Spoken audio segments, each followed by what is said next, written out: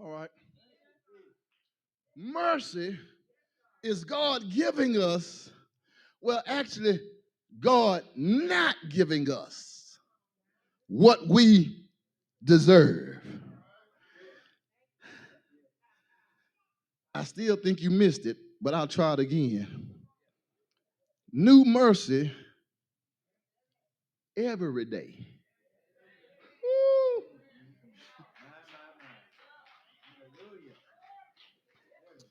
To suggest you didn't learn your lesson yesterday, but I got a new mercy for you today. To suggest that I covered you yesterday, but I'm going to still cover you today. To suggest that Satan does not have enough tricks in his bag to overtake what I have, goodness in my hand. I wished I had help. It means that you might have messed up yesterday, but baby, I'm going to cover you today. And if you wake up in the morning by my grace, I'm going to give you some more new mercy. Can anybody in here tell God thank you that he's given me new pity, new compassion, new goodness, new mercy every day?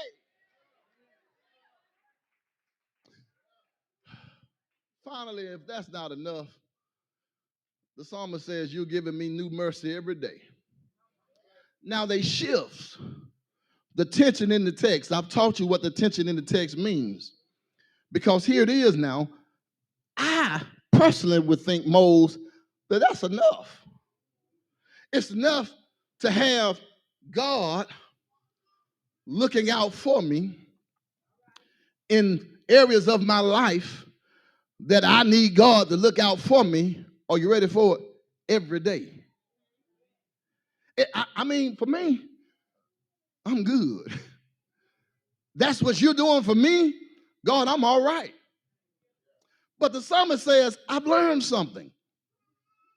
I learned, yes, life has hands. Yes, I have pain. Yes, I have problems. But here's what I learned. God has been faithful as a promise. That's your third cue. You missed your cue to shout. He's faithful to me with his promises. Uh, uh, we were in disarray November the 6th. Folk were depressed, didn't know what was going to happen. But he's still faithful. Let me try it again. Uh, Abram had an issue, but God was faithful to Abram. Uh, Elijah was running from, uh, what's her name? Ahab and Jezebel, but God was still faithful. Pilate and Caiaphas were absolutely killing Jesus, but God was still faithful. Uh, the team that I love the most, we had a crazy governor by the name of George Wallace who said they won't go to a certain school, but God was still faithful. Are y'all listening to me up in here?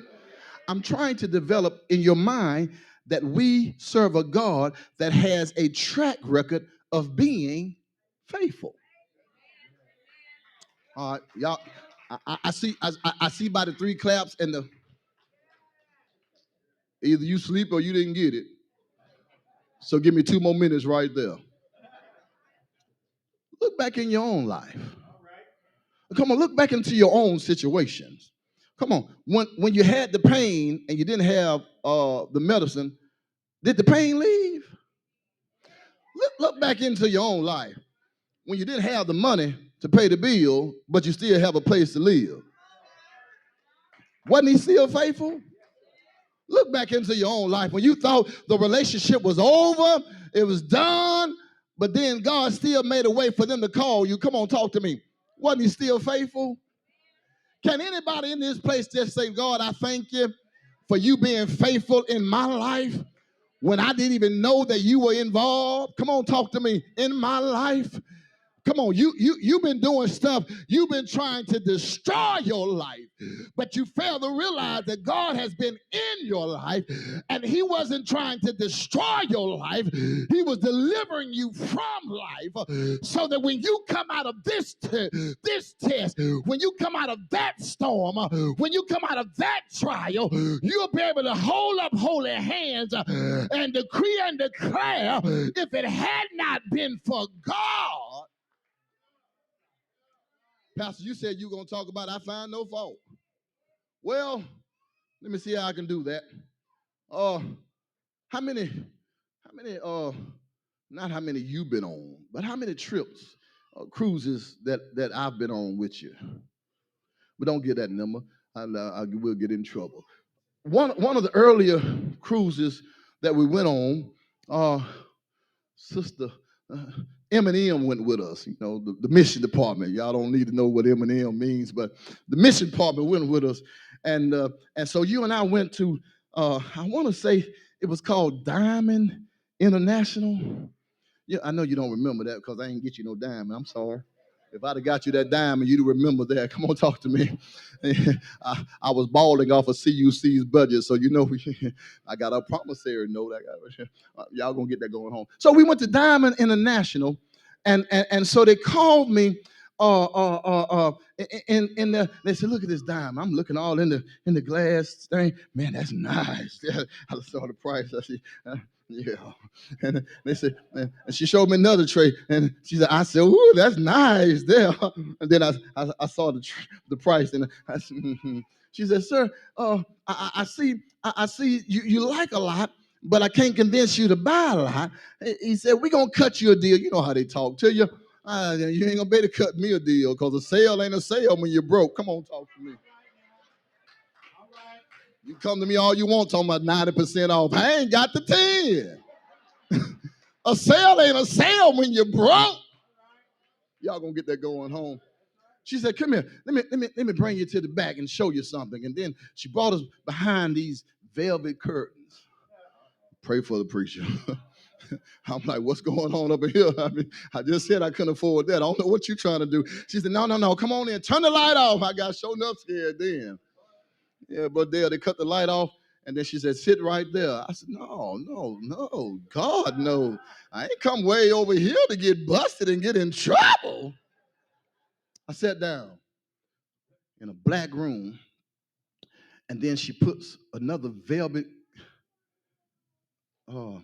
cloth on the table.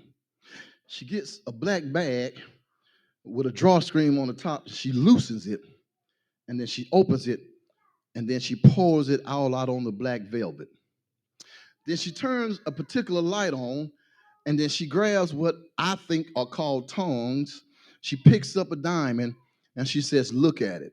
I said, if you think I'm going to run with this, you crazy. Miss my boat over here. No.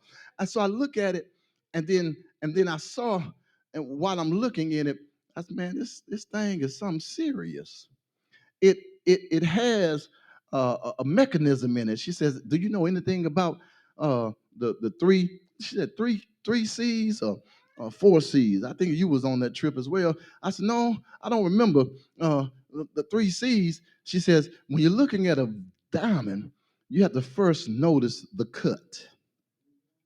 She says, if you notice the cut on a diamond, and if you look closer, then you'll see on the inside, past the cut, that it has brilliant light. Not only does it have brilliant light on the other side of the cut, come on up in here. He says, but it shows you differences. You can look within the light and it gives different, illumination from the cut on the inside, but you got to get past the cut from the outside to see how the diamond is really designed on the inside. First C, you got to look at the diamond cut. The second C that she taught me is that you got to not only look at the diamond cut, but then you also got to look at the diamond carat. You got to look at how big the diamond is, how valuable the diamond is to really help you learn the worth of what you're buying out there up under the light. Oh, you listening to me up in here? I said, oh, that sounds good, but man, let me tell you something. I don't even want to know what the other two C's are, because I already know you talking about a cut, and then you talking about a carat, but I'm talking about a cost. That's fine that I see it shining like never before. That's fine that I see it glistening like never before. I think we would call that in today's term, it was beaming. I'm good with that. But I need to know what the cost is. Are you listening to me up in here? Then she turned the light on. And then she told me these words: "You're not ready to purchase a fine diamond." I said, "Well, dog." And can I suggest to you up in here today that some of you guys are not ready to become a fine diamond? You are worried about what this life is costing me, when you need to be worried about the carrot that you are. You are valuable. Are you listening to me? There's more value in you than you know yourself, because the one who's cutting you is the one that's putting the price tag on you.